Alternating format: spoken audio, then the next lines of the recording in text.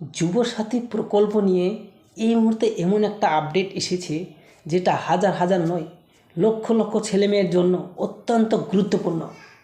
কারণ অবশেষে এপ্রিল মাসে টাকা দেওয়া শুরু হয়ে গেছে, কিন্তু এখানে সবচেয়ে বড় প্রশ্ন, যাদের এখনও পর্যন্ত ব্যাঙ্ক অ্যাকাউন্ট টাকা ঢোকেনি তারা কবে পাবে।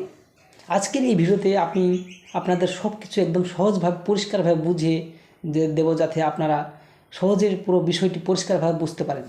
দেখুন, অনেকেই আছেন যারা মার্চ মাসে এই প্রকল্পের অর্থাৎ যুবসাথী প্রকল্পের টাকা পেয়েছেন, আবার অনেকেই আছেন যারা মার্চ মাসের টাকা এখনও পর্যন্ত ঢুকেনি। ফলে স্বাভাবিকভাবে চিন্তায় ছিলেন, কিন্তু এখন যে আপডেটটা সামনে এসেছে তাতে দেখা যাচ্ছে এপ্রিল মাস থেকেই আবার নতুন করে টাকা ঢোকা শুরু হবে।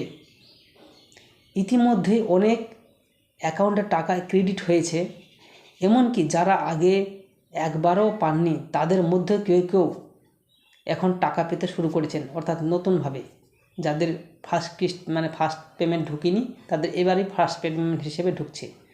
এখন প্রশ্ন হচ্ছে, এতদিন টাকা ঢুকলো না কেন? আসলে এখানে বেশ কিছু কারণ সামনে এসেছে। অনেকের ব্যাঙ্ক অ্যাকাউন্টের সাথে আধার লিঙ্ক করা ছিল না, কারো কেওয়াইসি আপডেট করা ছিল না, আবারও কারো ব্যাঙ্ক অ্যাকাউন্ট দীর্ঘদিন ব্যবহার না করার ফলে বা অনেক দিন অ্যাকাউন্ট না ব্যবহার করার ফলে নিষ্ক্রিয় হয়ে গেছিল। এর পাশাপাশি অনেকের ক্ষেত্রে ডিবিটি অপশনটি বন্ধ ছিল, যার ফলে সরকার টাকা পাঠালেও সেটা অ্যাকাউন্টে ঢুকছিল না, সেটি আবার সরকারের খাতায় ফেরত যাচ্ছিল। আবার এমন অনেক মানুষ আছেন যাদের সব কিছু ঠিক থাকার পরেও টাকা পাননি। সেক্ষেত্রে মূল সমস্যা ছিল ভেরিফিকেশন এবং ডেটা এন্ট্রির।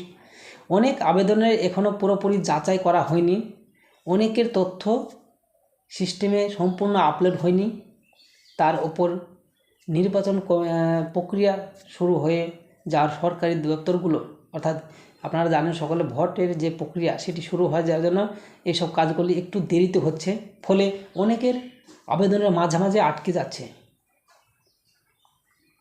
তবে এখানে একটা বড় স্বস্তির খবর হলো, নবান্ন সূত্রে জানা গিয়েছে, যেটি আজকের মেন বিষয় ভিডিওর, এই সমস্ত সমস্যা ঠিক করে টাকা ছাড়া হচ্ছে, অর্থাৎ যারা এখনও পাননি তারা আগামী কয়েকদিনের মধ্যে টাকা পেতে পারেন।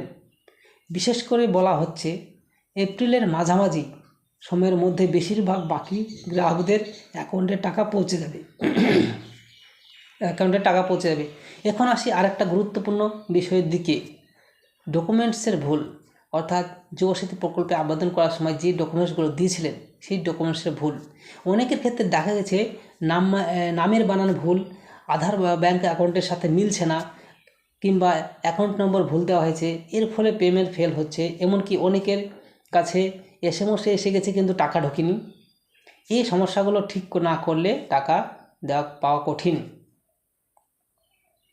এখানে আরেকটি বিষয় মাথায় রাখতে হবে, অনেকেই ভাবছেন বিডিও অফিস বা ডিএম অফিসে গেলে সমাধান হবে, কিন্তু বাস্তবে এখন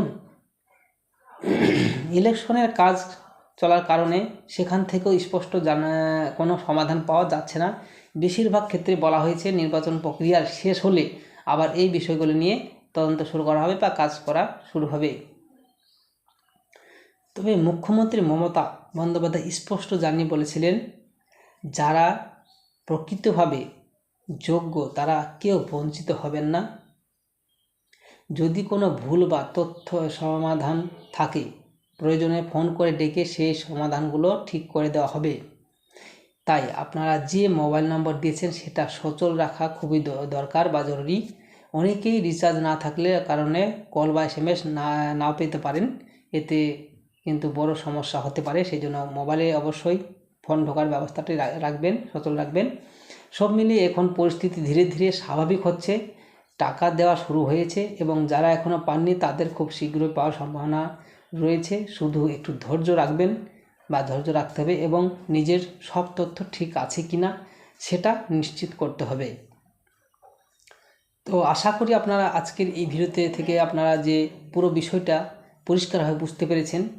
ভিডিওটি যদি ভালো লাগে তাহলে অবশ্যই লাইক করবেন, চ্যানেলটিকে সাবস্ক্রাইব করবেন।